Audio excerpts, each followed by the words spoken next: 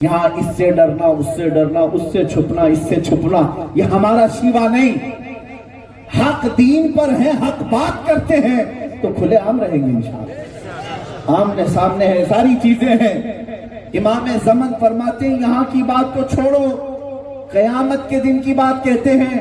ڈھونڈا ہی کرے صدر قیامت کے سپاہی، ڈھونڈا ہی کرے صدر قیامت کے سپاہی، وہ کس کو ملے جو تیرے دامن میں چھپا ہو، جو رسول کریم صلی اللہ علیہ وسلم کی عنایتوں میں ہو۔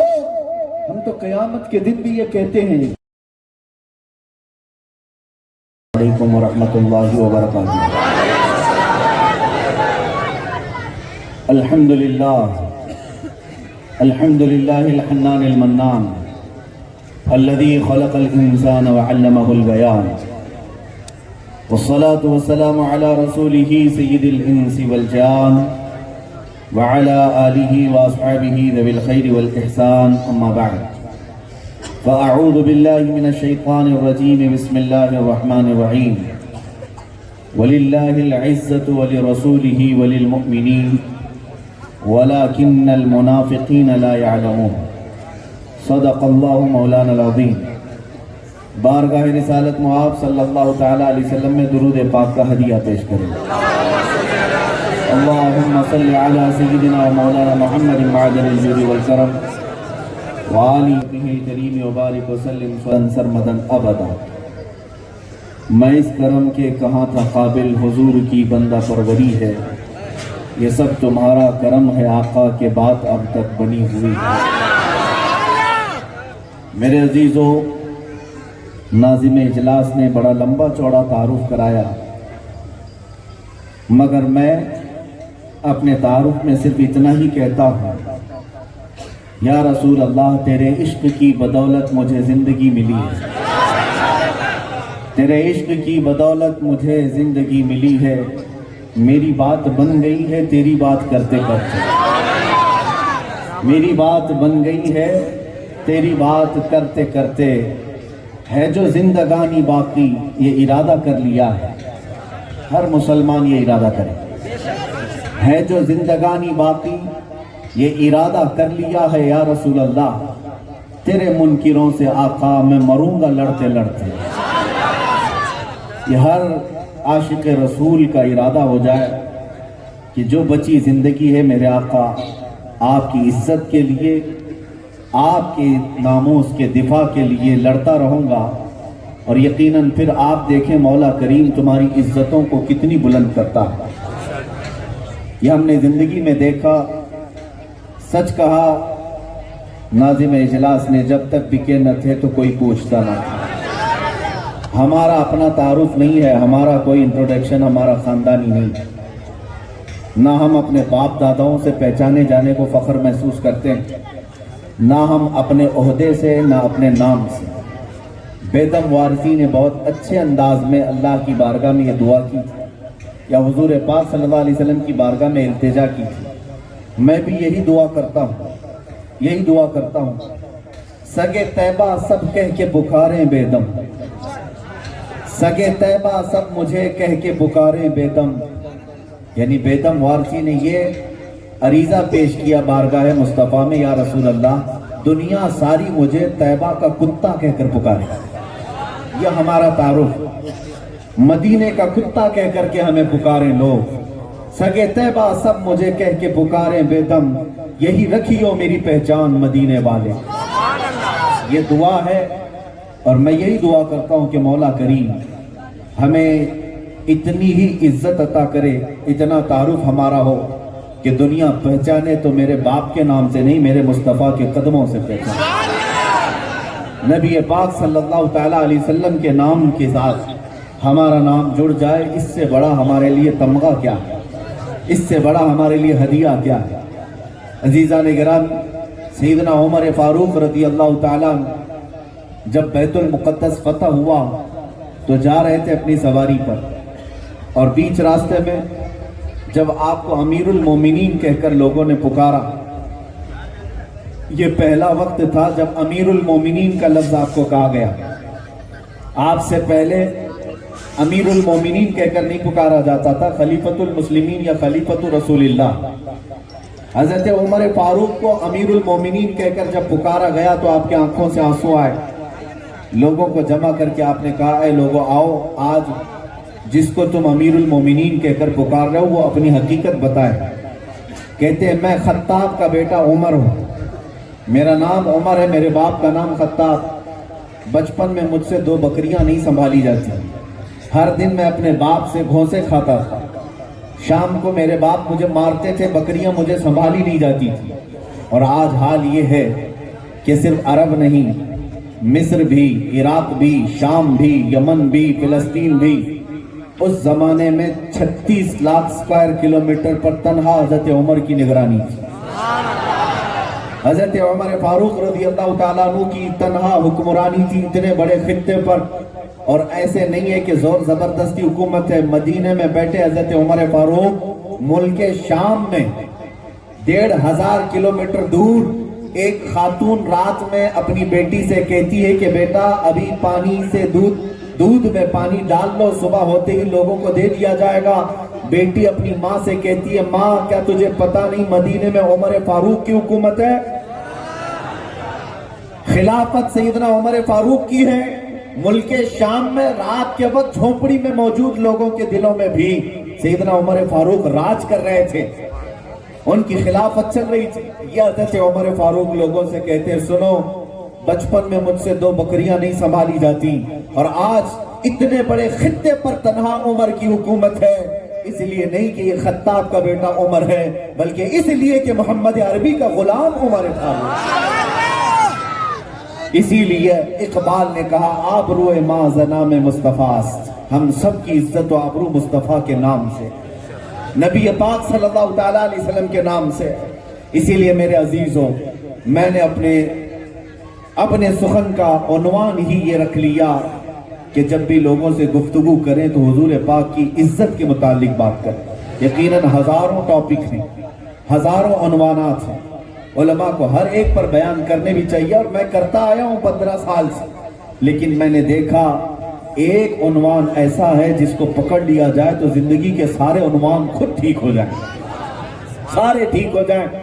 تمہارے ایجوکیشن کا مسئلہ ہے، تمہارے پردے کا مسئلہ ہے، تمہاری سیاست کا مسئلہ ہے، تمہاری غربت کا مسئلہ ہے، تمہارے اختلافات کا مسئلہ ہے، بہت سارے مسائل ہیں۔ لوگ یہ کہتے ہیں یہاں سود پر بول لیجیے، یہاں شراب پہ بول لیں، یہاں نشہ پر بول لیں، ہر طرح کی برائیاں ہیں۔ کس مرض پر ہم انگلی رکھیں، کس زخم کا علاج کریں؟ ہم نے یہ محسوس کیا جو اقبال نے کہا تھا۔ اقبال نے یورپ کی سرزمین پر کئی سالوں بتائے یہ ڈھونڈنے کے لیے کہ میں وہ راز لے کر کے آؤں جو اپنی امت کو دے دوں، اپنی قوم کو دے دوں، جس پر چلے تو میری قوم عروج پر پہنچ جائے اور یہ پستی سے نکل کر کے بلندی پر آ جائے۔ اقبال اٹلی، جرمنی، نہ جانے کتنے ملکوں کی خاک چھان کر واپس آیا اور لوگوں سے آ کر کہنے لگا، اقبال یہ کہنے لگا مجھے وہ راز مل گیا جس کو چھونے کے بعد تم عروج پر پہنچ جاؤ گے۔ لوگوں نے پوچھا تھا کیا سائنس کی فیلڈ ہے، کیا میتھمیٹکس کی فیلڈ ہے، کیا فزکس اور جغرافک ہے جس سے ہم بلندی پر چلے جائیں؟ اقبال نے کہا نہیں، میں سب دیکھ کر کے آیا، جغرافک بھی دیکھا، فزکس بھی دیکھا، میتھمیٹکس بھی دیکھا، سائنس بھی دیکھا، بایولوجی بھی دیکھا، سب دیکھا، لیکن تمہارا راز جو تھا وہ مجھے مل گیا۔ پوچھا کیا ہے؟ اقبال نے کہا بس اتنا ہے کہ محمد سے وفا تمہیں تو ہم تیرے ہیں، یہ جہاں چیز ہے کیا لوح و قلم تیرے ہیں۔ یہ ہے وہ راز، اور اسی کو میں سمجھتا ہوں سارے عناوین ایک طرف، میرے مصطفیٰ کریم کی ذات ایک طرف۔ کیا سنی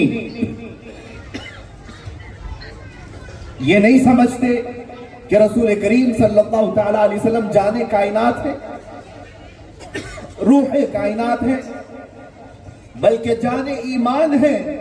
ہر مسئلے کی اصل میرے آقا صلی اللہ تعالیٰ علیہ وسلم سے ہے، نبی پاک صلی اللہ تعالیٰ علیہ وسلم سے سارے کمالات جڑے ہوئے ہیں۔ صحابہ کرام اس مسئلے کو اچھی طرح سمجھ چکے تھے، اسی لیے اپنی زندگی میں سب سے زیادہ پرائیورٹی، سب سے زیادہ اہمیت کسی بات کو وہ دیتے تو میرے نبی پاک کی ذات جانتے ہو سارے رشتے انہوں نے ایک طرف رکھے تھے، میرے مصطفیٰ کریم کا رشتہ الگ ہے۔ اس چیز میں جب تم واپس آ جاؤ پھر دیکھ لینا قوم کے اندر ہی نہیں بلکہ پوری کائنات میں مولا تعالیٰ تمہارا غلبہ کیسے پیدا کرتا ہے۔ حضرت انس بن نضیر ایک صحابی ہیں، حضور صلی اللہ تعالیٰ علیہ وسلم کے رازدار صحابی، حضور اکرم صلی اللہ علیہ وسلم ان کے گھر میں ہیں۔ مکہ سے ایک خط آیا، نبی پاک صلی اللہ علیہ وسلم نے انس بن نضیر سے کہا مہر بند لفافہ ہے، اس کو کھولو اور پڑھو۔ کھول کر کے انہوں نے پڑھا، مکہ والوں کی سازشوں کا اس میں ذکر تھا، جنگ لڑنے کی تیاریاں تھی۔ حضرت انس بن نضیر نے خط بند کیا، میرے آقا نے فرمایا یہ تیرے اور میرے درمیان راز ہے، کہیں پتہ نہیں چلنا چاہیے۔ کہا ٹھیک ہے یا رسول اللہ صلی اللہ علیہ وسلم، میں رازوں کی حفاظت کروں گا۔ بند ہو گئی۔ اللہ کے نبی صلی اللہ علیہ وسلم باہر تشریف لے گئے۔ انس بن نضیر کی بیوی گھر میں تھی اور بیوی دروازے کے پیچھے یا دیوار کے پیچھے تھی۔ جب نبی پاک صلی اللہ علیہ وسلم باہر چلے گئے تو آئی انس بن نضیر سے، بہت محبت کرتے تھے اپنی بیوی سے، یہ جوان تھے حضرت انس بن نضیر۔ بیوی آ کر پوچھتی ہے اے میرے شریک حیات سرتاج انس بن نضیر، بتاؤ رسول اللہ سے کیا باتیں ہو رہی تھی؟ انہوں نے کہا تم کو اس میں کیا دخل ہے؟ میری تمہارے سے محبت و اپنی جگہ پر میرے مصطفیٰ کے رازوں کا مقام الگ۔ کہا کہ بتا تو صحیح کیا بات ہو رہی تھی؟ انس بن نضیر نے کہا یہ نہیں بتا سکتا۔ تو بیوی نے کہا نہ بتانا نہ بتاؤ، میں سب سن چکی ہوں، خط آیا ہے مکہ سے، اس میں یہ لکھا ہوا ہے، میٹر سن چکی تھی بیوی۔ اتنی بات تھی، حضرت انس بن نضیر نے اپنی بیوی کا گلا پکڑ لیا، گردن پکڑ لیا، کہا اس وقت تک میں تیری گردن سے ہاتھ نہیں ہٹاؤں گا جب تک خود رسول اللہ مجھے نہیں کہیں گے، اس لیے کہ میں میرے مصطفیٰ کریم سے غداری کبھی نہیں کر سکتا۔ اسی حالت میں لے کر کے آئے جس بیوی سے سب سے زیادہ محبت کرتے تھے، لیکن بات جب میرے مصطفیٰ کی آ جائے کوئی رشتہ نہیں، کوئی رشتہ نہیں۔ اسی کو حضور تاج الشریعہ بدر الطریقہ مرشد طریقت رحمت اللہ تعالیٰ علیہ نے فرمایا تھا، نبی سے ہو جو بیگانہ اسے دل سے جدا کر، نبی سے ہو جو بیگانہ اسے دل سے جدا کر دیں، پدر مادر برادر جان و مال ان پر فدا کر، چاہے کوئی بھی۔ سنو، بیوی کا گلا پکڑ کر کے لائے، نبی پاک صلی اللہ علیہ وسلم ابھی راستے میں تھے، پوچھا کیا ہوا انس؟ کہا آقا کہیں ایسا نہ ہو جائے میں غداری کے جرم میں ہمیشہ کے لیے معتوب ہو جاؤں۔ میری بیوی نے دیوار کے پیچھے سے آپ کا راز سن لیا، اس کا کیا کیا جائے؟ اگر آپ فرمائیں تو میں اسے ختم کر دوں۔ نبی پاک صلی اللہ علیہ وسلم نے مسکرا کر فرمایا انس کیا وہ میری صحابیہ نہیں ہے؟ تیری بیوی ہے، میری صحابیہ نہیں ہے؟ کہا یا رسول اللہ آپ پر جان نچھاور کرتی ہے۔ میرے آقا صلی اللہ علیہ وسلم نے فرمایا چھوڑ دو اس کی گردن، تو بھی رازدار ہے وہ بھی رازدار ہے۔ نبی پاک صلی اللہ تعالیٰ علیہ وسلم نے جب فرمایا انہوں نے ہاتھ ہٹایا، پھر فرمایا تو میرے لیے سرتاج ہے، میرے لیے شریک حیات ہے، لائف پارٹنر ہے، سب اپنی جگہ پر۔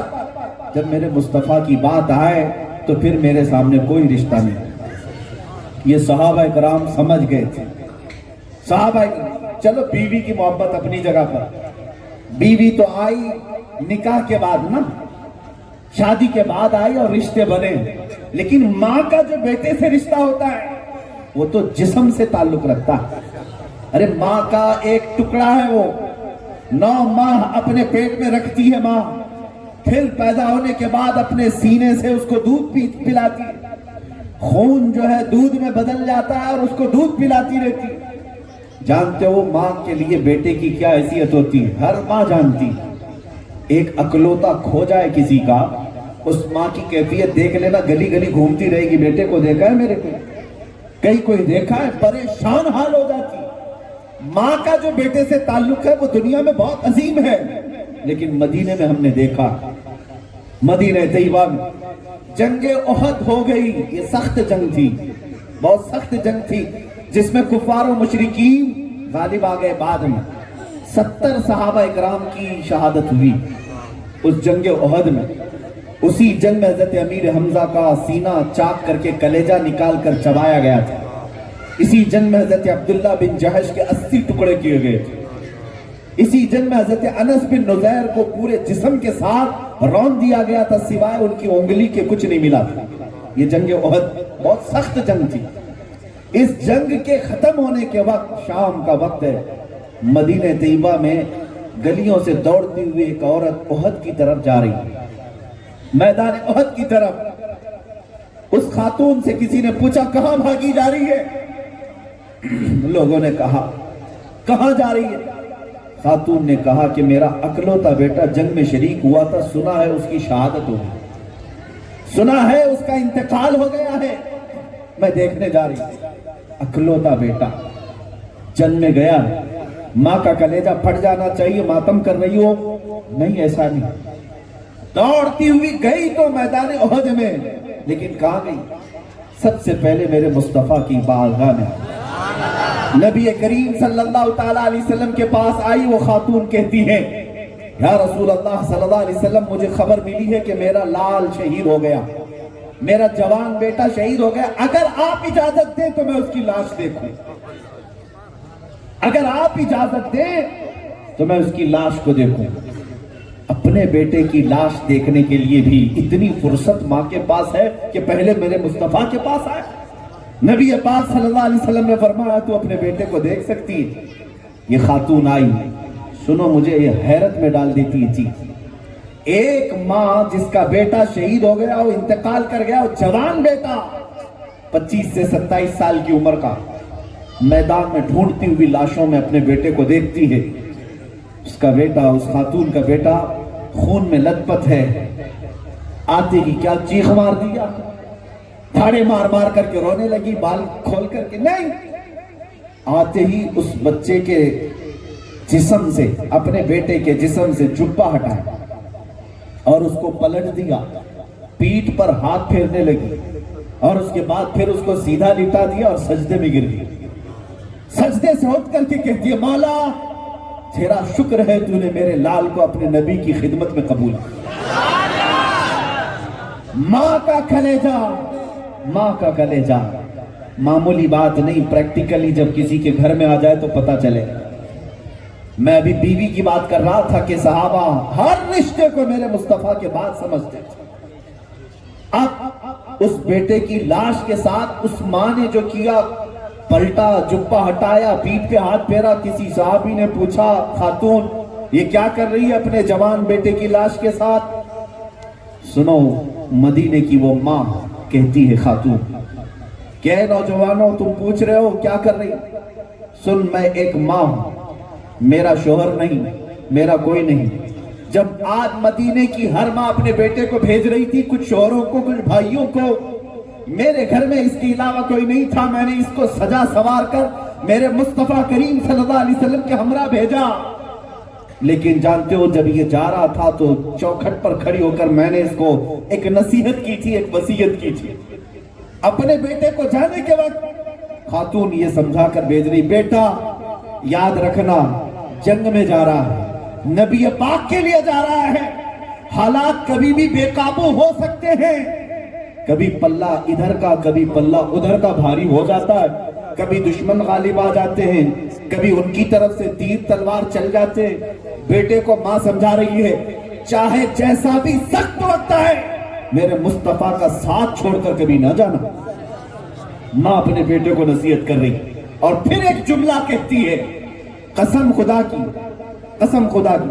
وہ خاتون کہتی ہے بیٹا اگر تو جنگ کے سخت ہونے کے وقت، دشمنوں کے غلبے کے وقت میدان چھوڑ کر بھاگتے ہوئے پیٹھ سے زخم کھا کر کے مرا تو میں اپنا دودھ معاف نہیں کروں گی. ماں نے یہ نصیحت کی تھی.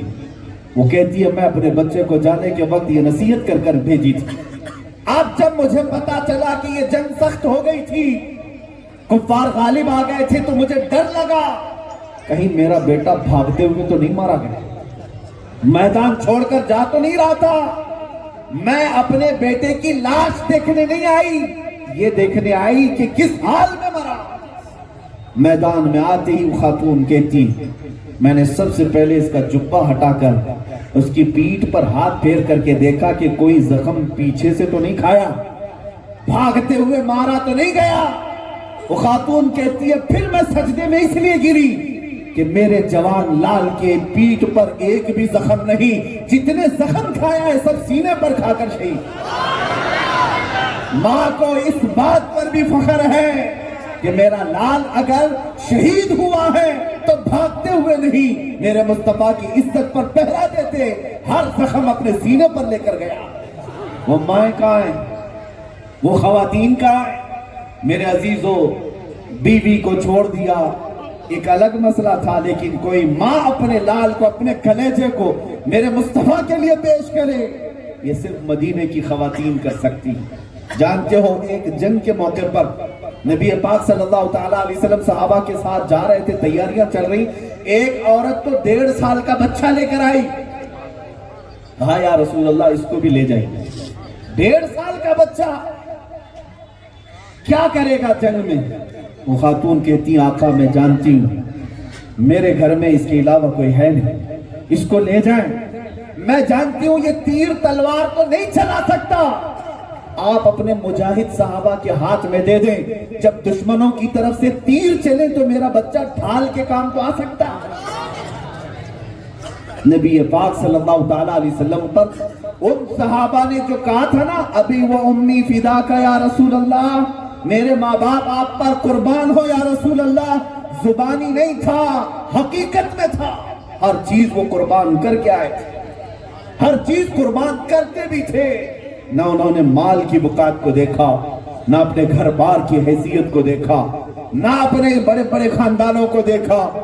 ارے میرے عزیزوں، میں آج آپ سے یہی سوال کرتا ہوں، ابھی اگر میں پوچھ لوں کہ میرے آقا صلی اللہ تعالیٰ علیہ وسلم کی عزت کی بات آئے، اے ممبئی عظمیٰ کے رہنے والے نوجوانوں، کیا تم میں سے ایسے غیور نوجوان نہیں جو حضور کے قدموں پر اپنی گردن نچھاور کرنے کو تیار ہے؟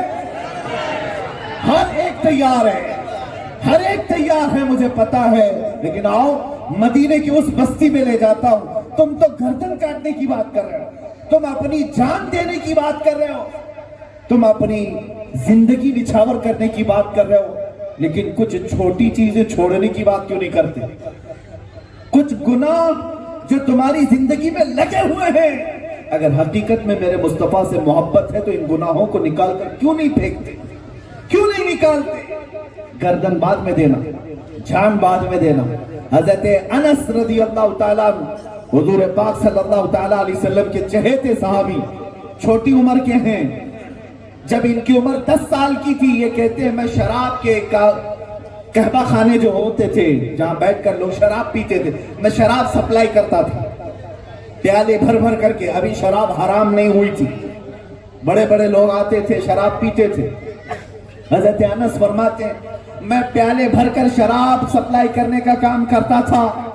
اچانک مدینے میں راستوں پر ایک منادی نے اعلان کرنا شروع کیا، یا ایھا المسلمون قال رسول اللہ صلی اللہ علیہ وسلم حرمت الخمر. اے مسلمانوں، اللہ کے رسول صلی اللہ علیہ وسلم نے ارشاد فرمایا کہ آج سے شراب حرام ہو گئی. یہ اعلان مدینے میں ہو رہا ہے. حضرت انس کہتے ہیں میں مٹکے پیالے لے کر کھڑا رہتا تو میں نے دیکھا قہوہ خانے میں جتنے بیٹھے ہوئے تھے، جس کے ہاتھ میں جیسا پیالہ تھا وہیں سے انہوں نے پٹک دیا. جو اپنے ہونٹوں تک لے گیا تھا پیالہ، کانوں میں آواز آئی کہ اللہ کے رسول نے فرمایا حرام ہے، وہی ہونٹوں سے دور کر کے انہوں نے پیالہ پٹک دیا، توڑ دیا، مٹکے توڑ دیا. وہ ایک دن ایسا تھا مدینے میں جہاں جہاں آواز گئی 50 سال پرانی شراب جمع کی جاتی تھی، 60 سال تک شراب جمع کی جاتی تھی. شراب جتنی پرانی ہو اتنی مہنگی ہوتی. پرانے مٹکے لا کر سارے لوگوں نے راستوں پر پھوڑ دیے. اور روایات میں ملتا ہے کہ اس دن دیکھا گیا مدینے کی پورے گٹر نالے سب شراب سے بہ رہے تھے، سب شراب سے بہ رہے تھے. کسی ایک کے گھر میں بھی شراب کا مٹکا تو دور، ایک گلاس بھی نہیں رہ گیا جس میں پیتے تھے، سب توڑ ڈالے. میرے عزیزوں، برسوں پرانی لت، برسوں پرانی عادت کو چھوڑنا ہے تو صرف عشق مصطفیٰ چھوڑا سکتا. باقی کوئی چیز نہیں. میں نے محسوس کیا ہزاروں نصیحتیں اپنی جگہ پر، ہزاروں تسبیح اپنی جگہ پر، ہزاروں سجدے اپنی جگہ پر، لیکن اگر تمہیں کمال کا میرے مصطفیٰ سے عشق ہو جائے، ہر بری سے بری لت میرے مصطفیٰ کا عشق چھڑا دے. اسی لیے اقبال نے کہا تھا کہ محمد سے وفا کرو، ہر مسئلے کا حل ہے. انہوں نے رشتوں کو بھی دیکھا نہیں. آپ کو پتا ہے ایسی ایسی مصیبتیں انہوں نے اٹھائی. حضرت سلمہ رضی اللہ ام سلمہ رضی اللہ تعالیٰ عنہ، ان کی شادی جن سے ہوئی تھی ابو سلمہ، مکہ کے رہنے والے، ام سلمہ ابو سلمہ، ان کا ایک بیٹا ہے. اس بیٹے کے ساتھ یہ لوگ ہجرت کرنے پر آ گئے. دونوں ایمان لائے میرے آقا صلی اللہ علیہ وسلم پر. دونوں کے خاندان مخالف تھے، اور ہوا یہ کہ دونوں کے خاندان لڑ پڑے. لڑکی والے کہنے لگے لڑکا بھگا کر لے جا رہا ہے مدینے، ہم نہیں جانے دیں گے اپنی بیٹی. لڑکے والے کہنے لگے نہیں، جرم تمہاری لڑکی کا ہے، ہمارے بیٹے کو اس نے ایسا ایسا کر دیا ہے، ہم جانے نہیں دیں گے. دونوں خاندان لڑے، یہاں تک کہ دونوں کو الگ کر دیا، حضرت ام سلمہ کو بھی ابو سلمہ کو. بات آئی بچے کی. دونوں کا ایک بچہ ہے، بچہ کون لے گا؟ ماں کی طرف سے بھی لوگ لڑ رہے ہیں، باپ کی طرف سے بھی لوگ لڑ رہے ہیں. دونوں خاندان لڑنے لگے. بچے کو دونوں نے کھینچا، بچے کے دونوں ہاتھ کھینچ کر نکال دیا. 1 سال کا بچہ، دو خاندانوں کے درمیان دونوں ہاتھ کھینچ کر نکال دیے گئے حضرت ام سلمہ کے سامنے، ماں کے سامنے. اور جب کسی ماں کے سامنے 1 سال کے بچے کے دونوں ہاتھ کھینچ جائیں اور پھر چند ثانیے کے بعد بچہ تڑپتا تڑپتا اپنی ماں کے سامنے انتقال کر گیا، حضرت ام سلمہ اپنے اکلوتے 1 سال کے بچے کی موت دیکھتی دھوپ میں آ کر بیٹھ گئی. مجھے اب کسی چھت کی ضرورت نہیں، کچھ نہیں.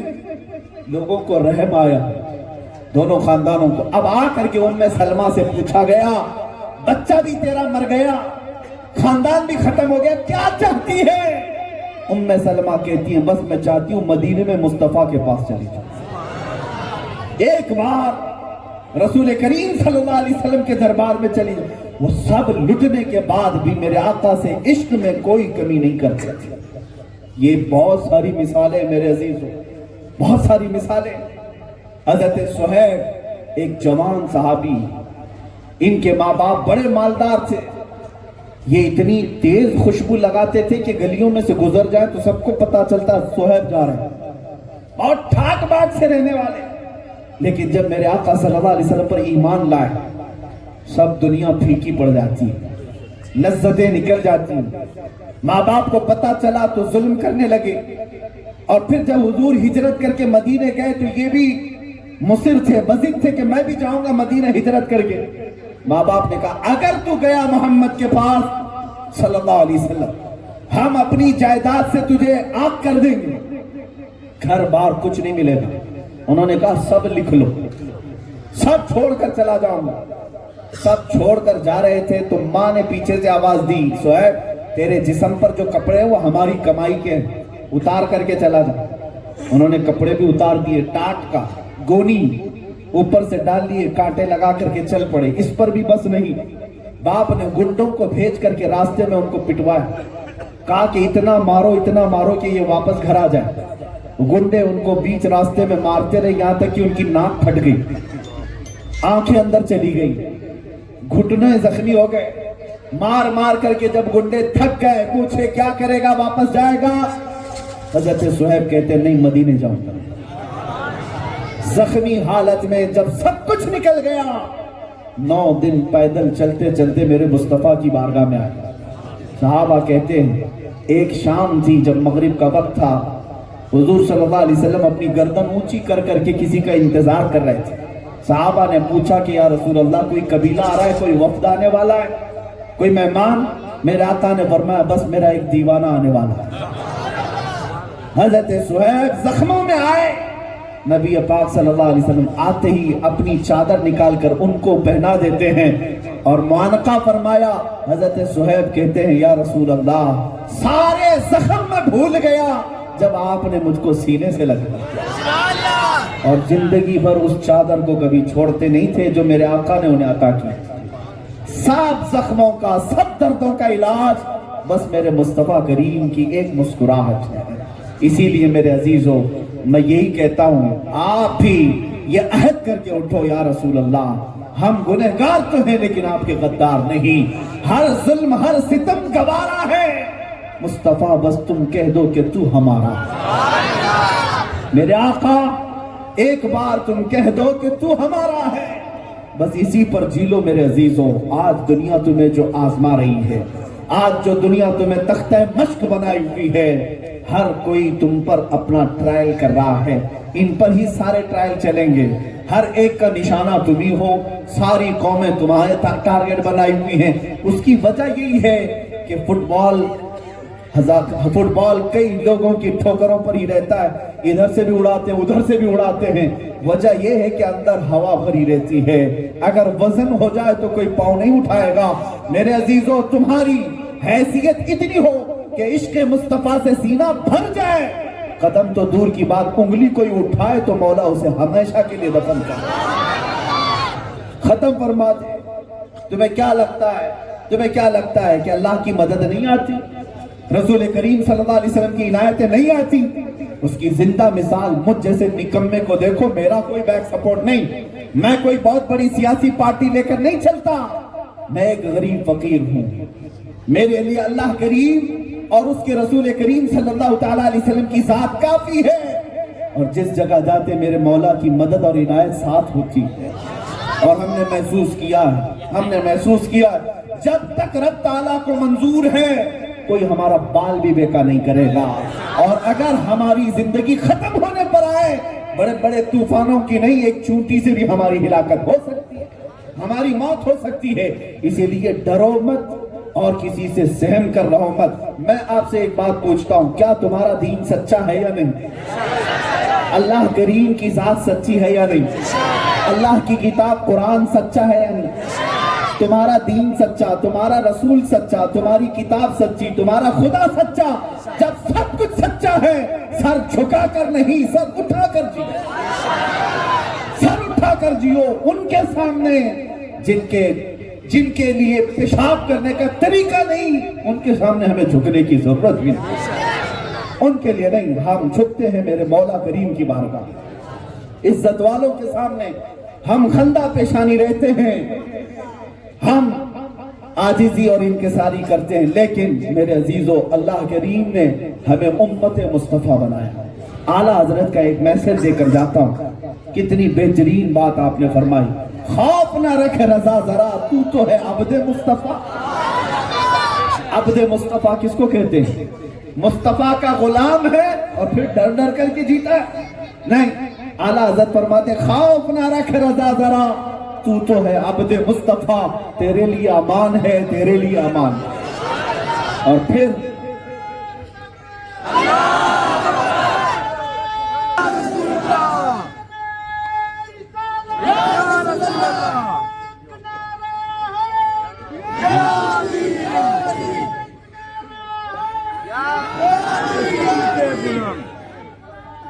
عزیزان گرامی، آپ اعلیٰ حضرت بغور سماعت کریں. اور ان کے برادر گرامی امام زمن حسن رضا بریلوی رحمۃ اللہ تعالیٰ علیہ فرماتے ہیں یہاں کی بات تو چھوڑو، یہاں اس سے ڈرنا، اس سے ڈرنا، اس سے چھپنا، اس سے چھپنا، یہ ہمارا شیوا نہیں.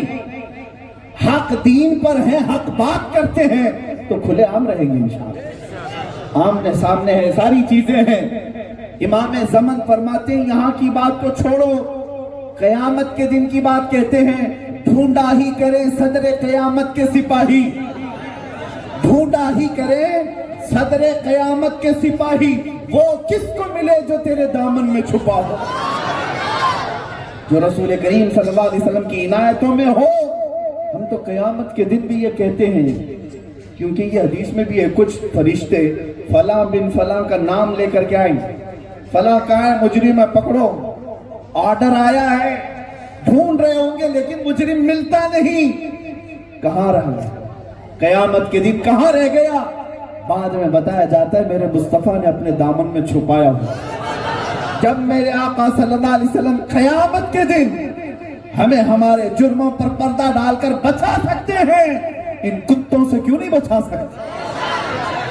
آج کے ظالم کتوں سے کیوں نہیں میرے آقا حفاظت کر سکتے؟ یقیناً ہمارا عقیدہ بھی ہے اور ہمارا ایمان بھی ہے، وہ بچاتے تھے، بچاتے ہیں اور بچاتے رہیں گے انشاءاللہ۔ بس تمہارا عقیدہ اتنا ہو جائے کہ میرے نبی کا دین سچا ہے، میرے نبی کی ذات سچی ہے، مجھے کسی بات کا خوف نہیں۔ تم جو ہے بن کیا گئے؟ کچھ لوگوں کو راضی رکھنے کے لیے اپنے آپ کو بدل لیا۔ ایک بات یاد رکھو، تم پورے ننگے بھی ہو جاؤ یہ راضی نہیں ہوں گے۔ تم کیا سمجھتے ہو کہ صرف داڑیاں چھلانے سے سیکولر ہو جائیں گے؟ ٹوپیاں چھپانے سے سیکولر ہو جائیں گے؟ کچھ نہیں، تم راضی کرتے رہ جاؤ گے، ننگے بھی ہو جاؤ، کبھی دنیا تم سے راضی نہیں ہوگی۔ بس ایک بات ہے، ایک بار جھک جاؤ اللہ کو راضی کرنے کے لیے، مولا تم کو ہر چیز سے بے نیاز کر دے گا، ہر چیز سے بے نیاز کر دے گا۔ نبی پاک صلی اللہ علیہ وسلم کے پاس ایک بار کوئی آتا ہے تو ہمیشہ اس سے راضی ہو جاتے ہیں۔ اور ان کو منانے کے لیے کبھی ان کی جوتیاں سیدھی کرو، ان کی دھوتیاں اٹھاؤ۔ ہم نے دیکھا ہے 40 سال نوکریاں کرنے والے پارٹی میں بیٹھ کر کے آج حشر کیا ہے؟ دھوبی کے کتے، نہ گھر کے نہ گھاٹ کے، ادھر کے بھی نہیں ادھر کے بھی نہیں۔ میں یہی کہتا ہوں، کیوں غلامی میں اپنی زندگی برباد کرتے ہو؟ میرے مرشد گرامی حضور تاج الشریعہ نے فرمایا تھا، بلہوہ سن، سیم و زر کی بندگی اچھی نہیں، ان کے در کی بھیک اچھی، سروری اچھی نہیں۔ ان کے در کی بھیک اچھی، سروری اچھی نہیں۔ اور اعلیٰ حضرت فرماتے ہیں، پھر کے گلی گلی تباہ، ٹھوکریں سب کی کھائی کیوں؟ دل کو جو عقل دے خدا، تیری گلی سے جائے۔ عزیزان گرامی، میں اس گلی کا گدا ہوں جس میں مانگتے تاجدار پھرتے ہیں۔ اعلیٰ حضرت نے اپنا تعارف لوگوں کو کیا کرایا؟ آج اعلیٰ حضرت کو کون نہیں جانتا؟ ہندوستان تو ہندوستان ہے، عرب کے خطوں میں جن کو اردو نہیں آتی اپنی محفلوں میں کھڑے ہو کر مصطفیٰ جان رحمت پڑھتے ہیں، کہتے ہیں یہ پڑھنے میں لطف آتا ہے، سمجھ میں کچھ نہیں آتا۔ پتہ چلا عاشقوں کی زبانی الگ ہوتی ہے۔ اعلیٰ حضرت پوری دنیا امام الاسلام، امام مجدد اور اپنے زمانے کا ابتری مانتی ہے اور سمجھتی اور بولتی بھی ہے، لیکن خود اعلیٰ حضرت اپنا انٹروڈکشن کیسا کرواتے؟ وہ کیا ہیں؟ وہ کہتے ہیں، اس گلی کا گدا ہوں میں، اس گلی کا گدا ہوں میں جس میں مانگتے تاجدار پھرتے ہیں۔ بڑے بڑے تاجدار جہاں مانگتے پھرتے ہیں، میں اس گلی کا گدا ہوں۔ اور پھر اعلیٰ حضرت نے سب کو سمجھایا، اور اعلیٰ حضرت کا یہ شعر ہم کو سمجھ میں بھی آ گیا۔ ایک تو انہوں نے اپنا انٹروڈکشن کرایا، اس گلی کا گدا ہوں میں جس میں مانگتے تاجدار پھرتے ہیں، اور ان کا ایک شعر میں پڑھتا ہوں آپ کو، ہندوستان کے ابھی سال بھر کے حالات سمجھ میں آ جائیں گے، سال بھر کے حالات سمجھ میں آ جائیں گے۔ ایک رافضی کتا نکلا، اس نے سوچا میں دین بدل لوں گا، نام بدل لوں گا، بہت بڑا وبال ہو جائے گا۔ کچھ وبال نہیں، ایسے کیڑے ہزاروں چلے جائیں، اسلام کا کچھ نہیں ہونا، اسلام کا کچھ نہیں ہوگا۔ اسلام تیری نبض نہ ڈوبے گی حشر تک، تیری رگوں میں رواں خون ہے 4 یار کا، کچھ نہیں ہونا۔ ایسے سڑے سڑے بڑے بڑے سب چلے گئے، نام بدل کر، دین بدل کر، گھر بدل کر۔ حالت یہ ہو گئی کہ جا کر کے دوسروں کی جوتیاں چاٹنے لگے۔ بعد میں 6 مہینے کے بعد پتا چلا انہوں نے بھی کتا بنا کر رکھا ہے۔ وہاں سے بھی نکل آئے اور سڑکوں پر پڑے رہ کر کے لوگوں سے کہنے لگے مجھے جان کا خطرہ ہے۔ اب نہ بیوی باقی رہی، نہ بچے باقی رہے، نہ دین باقی رہا، نہ نام باقی رہا، کچھ باقی نہیں رہا۔ پھر میں نے اعلیٰ حضرت کو پڑھا، اعلیٰ حضرت نے 100 سال پہلے کہا تھا، یا رسول اللہ جو تیرے در سے یار پھرتے ہیں، جو تیرے در سے یار پھرتے ہیں، در بدر یوں ہی خار پھرتے ہیں، در بدر یوں ہی خار پھرتے ہیں۔ آج ان کو چھوڑو، ذلت کا یہ حال ہے، ابھی تو دیکھنا ہے قیامت باقی ہے، ابھی دیکھنا ہے حشر باقی ہے۔ اس لیے مسلمانوں اعلیٰ حضرت کی سنو، وہ کہتے ہیں آج لے ان کی پناہ، آج مدد مانگ ان سے، آج لے ان کی پناہ، آج مدد مانگ ان سے۔ کل نہ مانیں گے قیامت میں اگر مان گیا، آج اگر حضور کے ہو تو کل انشاءاللہ فخر سے کہو گے عرش حق ہے مسند رفعت رسول اللہ کی، دیکھنی ہے حشر میں عزت رسول اللہ، وہاں تو دیکھنی ہے، اور جو رسول اللہ کا ہے وہ فخر سے رہے گا۔ آج اگر عزت ہے تو میرے مصطفیٰ کی ہے، وہاں حضرت آدم سے لے کر عیسیٰ علیہ السلام تک میرے نبی کے گن گا رہے ہوں گے۔ ہر کوئی کہہ رہا ہوگا نا، ہر کوئی کہہ رہا ہوگا، اعلیٰ حضرت نے یہی تو کہا ہے، خلیل و نجی مسیح و صفی سبھی سے کہیں نہ بنی، خلیل و نجی مسیح و صفی سبھی سے کہیں نہ بنی، یہ بے خبری کی خلق پھری کہاں سے کہاں تمہارے لیے، زمین و زمان تمہارے لیے، مکین و مکان تمہارے لیے، چنین و چنا تمہارے لیے، بنے دو جہاں تمہارے لیے، یا رسول اللہ دہن میں زبان تمہارے لیے، بدن میں ہے جہاں تمہارے لیے، ہم آئے یہاں تمہارے لیے، اٹھے بھی وہاں، بس اسی پر زندگی گزارو، اسی پر زندگی گزارو، نبی پاک کے ہو کر رہو، وفادار اتنے ہو جاؤ کہ دنیا تمہارے جسم سے خون کا آخری قطرہ بھی نکالے لیکن ہر نس نس تمہاری مصطفیٰ کے گن گاتی رہے کہ وہاں سے ہمیں کوئی غداری نہیں۔ نبی پاک صلی اللہ تعالیٰ علیہ وسلم کی سنتوں کے ساتھ وفاداری، ان کی شریعت کے ساتھ وفاداری۔ آج ضرورت اسی بات کی ہے نوجوانوں، میں صرف اتنا میسج دے کر کے جاؤں گا، بہت جی لیا اس دنیا کی رنگینیوں میں، اس کی رعنائیوں میں، آ جاؤ ایک بار میرے مصطفیٰ کے قدموں میں، عزت دیکھو، عزت دیکھو۔ گرے ہوئے لوگوں کو بھی بہت عزت دے دی جاتی ہے، پڑے ہوئے لوگوں کو اٹھا دیا جاتا ہے۔ کیا آپ نے یہ نہیں سنا، ایک عرب نے آدمی کا بول بالا کر دیا، خاک کے ذروں کو ہمدوش سریا کر دیا، خود نہ تھے جو راہ پر اوروں کے ہادی بن گئے، کیا نظر تھی جس نے مردوں کو مسیحا کر دیا۔ میرے آقا صلی اللہ تعالیٰ علیہ وسلم کی ذات پاک ہے، ان سے جو وابستہ ہوا، چاہے وہ حبشہ کا رہنے والا ہو، حضرت بلال کی شکل میں میرے مصطفیٰ سے وابستہ ہو جائے تو مولا اس کو خانہ کعبہ کی چھت پر بھی چڑھا دیتا۔ عزتیں یہ ہیں، عزتیں یہ ہیں جن کو پہلے نہ جانتی تھی دنیا، میرے مصطفیٰ کی نسبت نے ان کو آسمان ہدایت کا ستارہ بنایا۔ آج آپ کے ساتھ بھی عزت ہے اور پھر سے آئے گی، بس تم عزت کہیں اور ڈھونڈ رہے ہو۔ تم اپنے آپ کو یہ سوچتے ہو جتنا میں ماڈرن ہو جاؤں گا، جتنا پاش ہو جاؤں گا اتنی عزت ہوگی، خاک عزت ہے۔ نبی پاک صلی اللہ تعالیٰ علیہ وسلم کے قدموں میں جو عزت ہے وہ ختم کبھی نہیں ہوتی، اور دنیا کے اعتبار سے پاؤڈر لالی کی جو عزت ہے وہ جوانی تک رہتی ہے۔ آج آپ سوچتے ہوں کہ فلمی سٹارز ان کے ساتھ بھی بھیڑ ہوتی ہے، میں کہتا ہوں ذرا ان کی کمر جھکنے دو، ان کے چہرے کا غازہ اڑنے دو، تم تو دوسرا ہیرو ڈھونڈ لو گے۔ جب کوئی بوڑھا ہو جائے یا بوڑھی ہو جائے تم دوسرا ڈھونڈ لو گے، لیکن میرے مصطفیٰ کے غلاموں میں ایسا نہیں ہوتا۔ جو نبی کا غلام جتنا بوڑھا ہوتا ہے اتنی عزت بڑھتی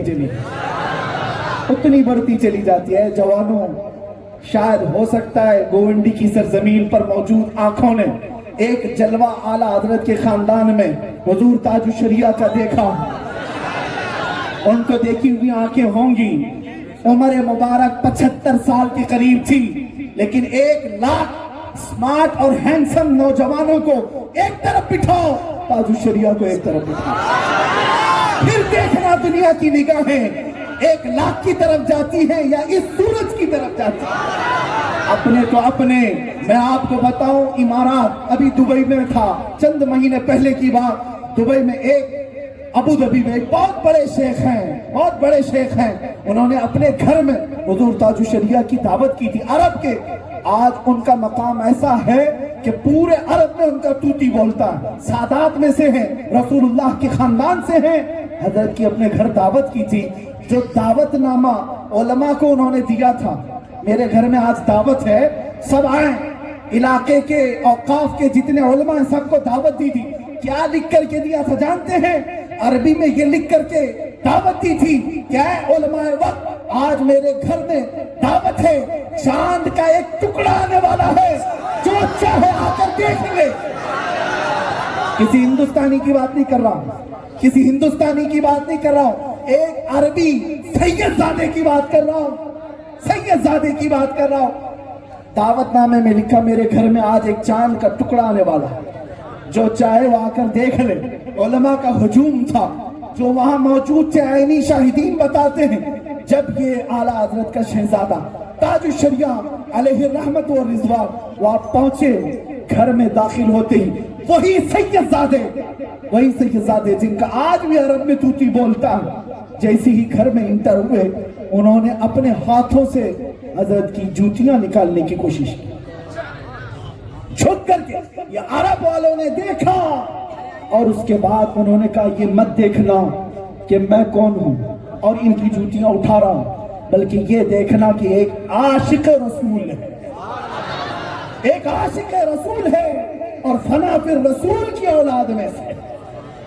عزیزان گرامی وقار، ہم نے یہ دیکھا عزت ہے، چاہے پھر تم کہیں پر بھی جاؤ نبی پاک کی گن گاؤ، ہر جگہ میرا مولا تمہارے لیے زمین کشادہ کرتا ہے، ہر جگہ کشادہ کرتا ہے۔ اسی لیے اب میں اس بات پر اپنی گفتگو ختم کرتا ہوں جو اعلیٰ حضرت نے فرمایا، انہیں جانا انہیں مانا نہ رکھا غیر سے کار، للہ الحمد میں دنیا سے مسلمان گیا، وآخر دعوانا الحمدللہ رب العالمین۔